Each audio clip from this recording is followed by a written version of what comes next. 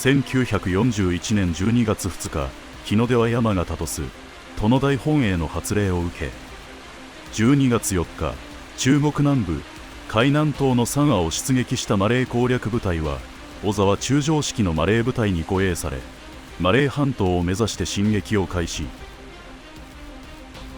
戦団は大きく2つに分かれた。一団はシンゴラパタニ方面、もう一団はコタバル方面に進撃。12月8日午前1時30分ごろ、日本陸軍第25軍先遣部隊がコタバルに上陸、英軍と戦闘開始。一方、午前4時ごろ、山下将軍が率いる日本陸軍第25軍先遣部隊がシンゴラに向け上陸。海軍による真珠湾攻撃は午前3時20分頃であったから、米英軍との開戦は実は陸での戦いの方が先であった。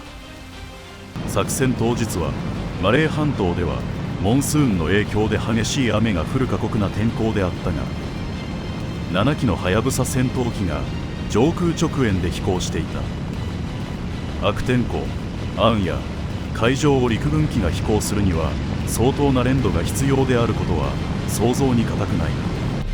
この精鋭部隊こそが飛行第64戦隊。よし、離れずについてこいよ。加藤少佐率いる加藤はやぶさ戦闘隊であった。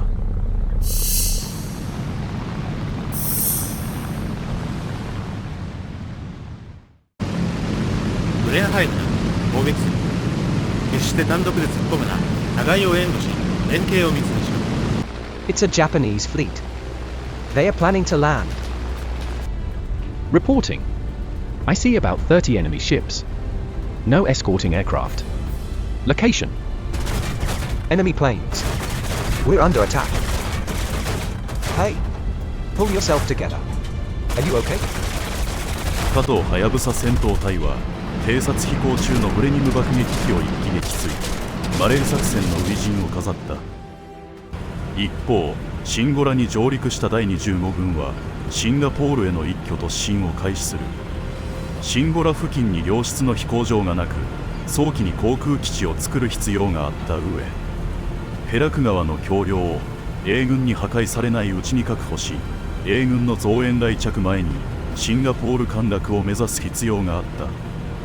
自転車化部隊、銀輪部隊も迅速な展開に役立った。64戦隊は先回りする形でペナン、アルロスター飛行場を襲撃し、空からの脅威を排除、陸路からの進撃を支援した。上陸当日の12月8日夜半、英軍との激戦の上、コタバル飛行場を占領。ここにはやぶさ戦闘隊が進出することになった。翌日の12月9日午後1時ごろ、英国東洋艦隊の戦艦プリンス・オブ・ウェールズと巡洋戦艦レパルスが日本海軍の航空攻撃により撃沈された。この撃沈により英国は東南アジアでの海軍の主導権を失い、日本の進軍を止める力が大幅に弱体化することになった。余談だが、この2艦は水深50メートル程度に沈んでいるため、近年違法サルベージで船体が破壊され、部品が取引される残念な事件が起きている。12月12日、英軍が 2,3 ヶ月食い止めるとしていた要衝ジットララインを突破し、アルロスター飛行場も占拠した。加藤はやぶさ戦闘隊はコタバルからアルロスター飛行場に移動し、次の作戦準備に入った。我が軍は破竹の勢いで進軍している。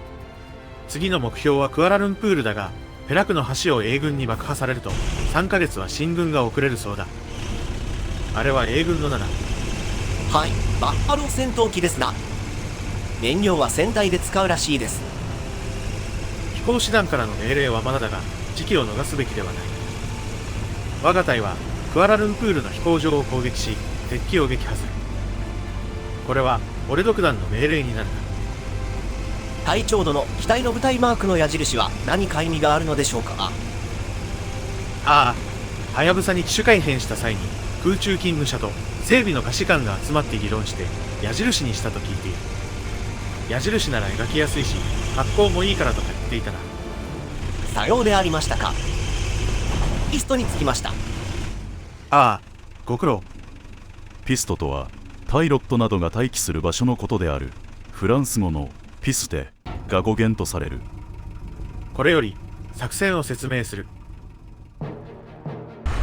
Shoot down Japanese fighter planes.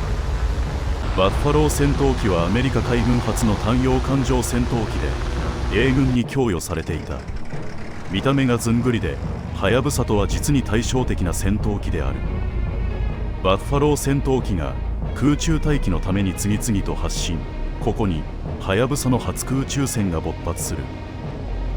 米軍司令部が日本軍機の性能を実際よりも低く見ていたこともあり、バッファローで十分対抗できると考えていた節があったが、これはとんでもない誤りで、バッファロー戦闘隊はこの後も苦戦続きとなる。ここにハヤブサと英国空軍戦闘機との間で初の空中戦が発生した。第64戦隊のハヤブサ23機とバッファロー戦闘機12機が交戦。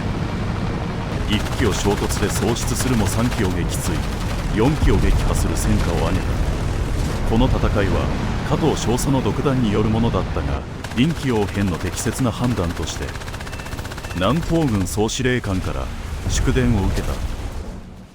日本軍の進撃は続く。1月11日に要衝クアラルンプールを占領。64戦隊は一方飛行場に移動。1月12日、戦爆連合72機の大編隊でシンガポールを空襲。擁撃してきたバッファロー戦闘機10機を撃墜し、味方爆撃機の進路を開いた。シンガポール攻略中の1月20日、米軍の新鋭機ハリケーン戦闘機とハヤブサが初交戦。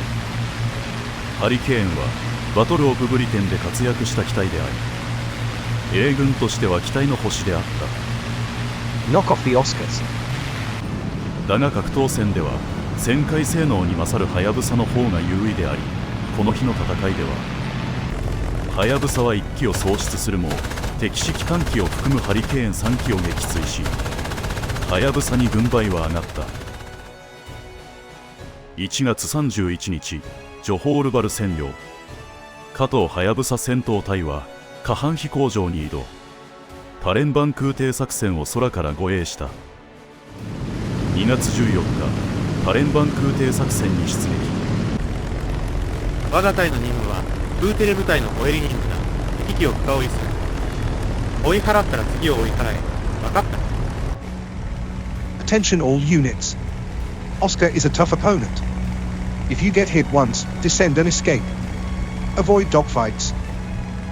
英国空軍はハリケーン戦闘機15機でもって擁撃したが、空戦の結果は64戦隊はハリケーン2機を撃墜し、残機も撃退した。しかも64戦隊のハヤブサおよび空挺降下前の輸送機に損害もなく、一方的な勝利となった。大本営発表。2月15日午後5時10分、強力なる帝国陸軍落下3部隊は、2月14日午前11時26分、団員最大の油田地たるスマトラ島パレンバンに対する奇襲降下に成功し、敵を撃破して、飛行場その他の用地を占領確保するとともに、さらに戦果を拡張中なり。以上終わり。東南アジア屈指の大油田地帯であるパレンバンは戦略上の最重要攻略目標であり、その確保に大貢献したハヤブサと第64戦隊の働きは目を見張るものがあった。2月14日、パレンバンを占領。翌2月15日、シンガポールが陥落した。加藤ハヤブサ戦闘隊はパレンバンに拠点を移し、西部ジャバ作戦に参加した。第64戦隊は終戦までに日本陸海軍最多数の艦上を排除しているが、うち3枚はマレー上陸作戦、パレンバン空挺作戦、ジャワ上陸作戦の活躍によるものであった。隊長殿、ハリケーンを操縦したことがあるのですか？まあなんとかなる。空輸仕事の命令だからな。3月8日、パレンバンからスンゲイパタニーへ飛行する姿が撮影されている。1942年3月、64戦隊はキャブ飛行場を拠点とし、ビルマ作戦に参加。ラングーン上空ではフライングタイガースと熾烈な空戦を展開。フライングタイガースとは日中戦争時に中国国民党軍を支援したアメリカ合衆国義勇軍の愛称である。彼らは日本機より上空から降下し、近距離から射撃を加えた後に一気に離脱、その加速を利用して上昇し、また同じことを繰り返す一撃離脱戦法ではやぶさに対抗した。1941年12月8日の開戦から1942年3月9日ライン作戦終了の期間中、第59戦隊第64戦隊の一式戦は連合軍機61機撃墜。日本軍側の空戦による損害は第59戦隊第64戦隊計16機喪失。第64戦隊第59戦隊の一式戦は太平洋戦争初戦の空戦において実質約4倍の数を、対戦闘機戦では約3倍の数の敵機を撃墜したことになる。1942年5月22日、その時は不意に訪れた。敵か、危ない。ウレンハイムだ、畜生。この日、第64戦隊は最前線のアキャブ基地からトン軍の基地へ移動する準備をしていたが、そこへ1機のブレニム爆撃機が襲撃してきた。たった1機の爆撃機で襲撃する英国空軍の勇気はまさにブリティッシュスピリットといったところか。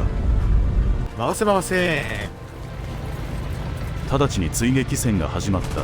はやぶさは加藤中佐含めて5機が離陸し、ブレニムを追撃した。加藤これより離陸する。我敵機後方これより攻撃する。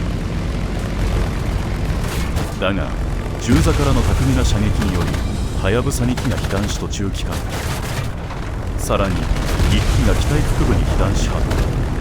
この機体こそが加藤中佐機であった。隊長、加藤中佐なきやとも機構第64戦隊は終戦まで戦い抜き、その活躍で新聞市場を賑わせている。1943年5月、戦隊はラングーン上空の防衛を任務としていた。そこへ B24 爆撃機が飛来。 B24 爆撃機は十数門の防御機銃があり、機体も頑丈。10機いれば100門の機銃で狙われることになる。射程もはやぶさの 12.7 ミリ機銃より長いため、近接戦闘も危険であり、非常に手強い爆撃機であった。なかなか落ちない B24 に渡辺軍曹機が体当たりして後部機銃座を破壊し、本人は脱出。それでも飛んでいた B24 の後方から両機が集中射撃を行い、これを撃墜した。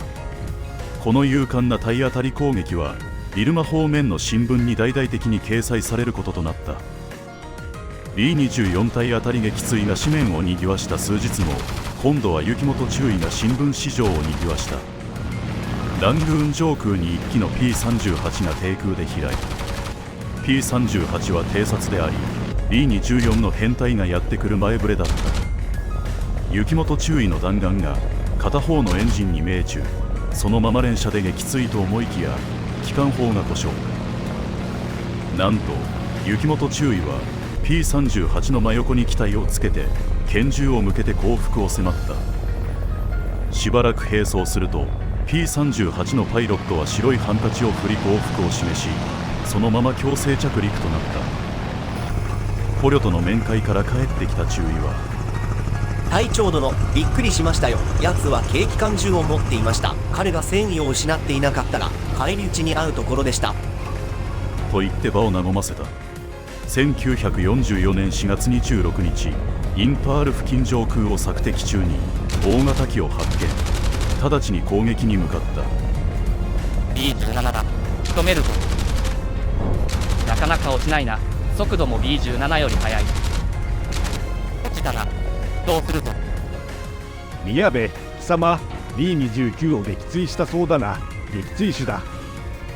撃墜手は撃墜した敵機の数によって渡されるささやかな報奨だった。戦闘機なら1本、爆撃機ならエンジンの数だけもらえた。この B29 撃墜は新機種撃墜として内地の新聞にも報道された。米軍によると被害を受けた最初の機となったそうだ。日本軍部はこの巨人機による本土空襲をすでに危惧しており、国民の士気に関わるため機種名には触れなかったようだった。1ヶ月半後、成都から飛び立った B29 が九州の八幡を空襲することになるが、小月第4戦隊の塗竜に迎撃され手痛い損害を受けることになる。長引く戦闘で64戦隊のベテランも空に散っていく中、それでもはやぶさは戦い続けた。連合軍の新鋭戦闘機スピットファイヤー P51、P47、P38 との互角の戦いであった。1943年11月22日、ビルマ戦において英国の救世主スピットファイヤーとはやぶさが初交戦。はやぶさ22機とスピットファイヤー10機、ハリケーン57機と交戦し、スピットファイヤー1機、ハリケーン1機を撃墜しつつはやぶさは全機帰還、はやぶさの勝利だった。対戦後期の1943年7月2日から1944年7月30日の期間、第64戦隊を筆頭とするビルマの一式戦は連合軍機135機撃墜を記録。対する空戦損害は83機喪失。太平洋の戦いでは陸海軍が大苦戦している中、このビルマ方面の航空戦では確かにはやぶさが互角以上の戦果を上げていたのである。だが1945年になるとビルマ方面の米英軍航空兵力は2150機。対して日本側は50戦隊と64戦隊を合わせても戦闘機50機に軽爆の計60機前後。わずか60機で2000機の敵に挑むのはまさに灯籠の斧であった。師団司令部からは空中戦闘禁止、地上攻撃任務が主となった。8月15日、クラコール基地で終戦となったこの時点での保有機ははやぶさ3型18機、定数は40機だったが、補充などもはや見込める状況ではなかった。9月下旬、はやぶさは全て英軍に接収されることになり、英空軍からの依頼でプノンペンまで空輸することになった。これがはやぶさ最後の飛行となった。愛機を敵の基地に送り届ける任務とは想像もしていなかったよ。とはいえはやぶさにもう一度乗れるのは感無量だ。空輸任務を完遂し、栄光の加藤はやぶさ戦闘隊こと飛行第64戦隊の最後を飾った。本日の動画はここまで。ご視聴本当にありがとうございました。この動画を楽しんでいただけましたら高評価、チャンネル登録をぜひお願いします。